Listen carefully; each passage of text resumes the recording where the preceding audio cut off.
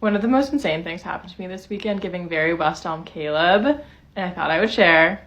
Okay, so this story starts literally 9 months ago. I'm walking around Washington Square Park, and a guy comes up to me. He's like, oh, I love your dog. Like, can I get your number? I don't really think much of it, but I do definitely remember his face just because this happens like sometimes, but not super often. I'm not super interested, but I give him my number anyways, just because I get uncomfortable in these situations and I'd rather just not respond over text than like have to say no in person. So I start getting texts from this guy, and they're kind of weird.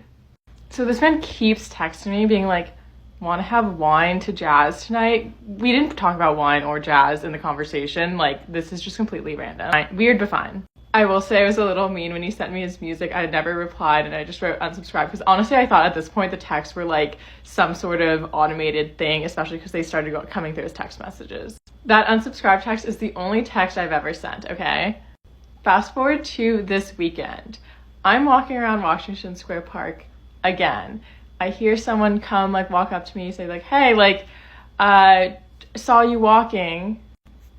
And I turn around and it's the wine to jazz guy. But he doesn't recognize me. He just is like, oh, like, I saw you walking and I was wondering if I could get your number. The same exact thing he said to me like 9 months ago.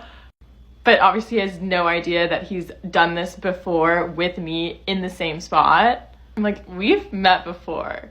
And obviously he gets kind of awkward and weird, but it doesn't end there. That night, I go to dinner with some of my friends, and I'm telling this story to one of my girlfriends who lives in Brooklyn. And she's like, wait, wine to jazz? And then she describes him.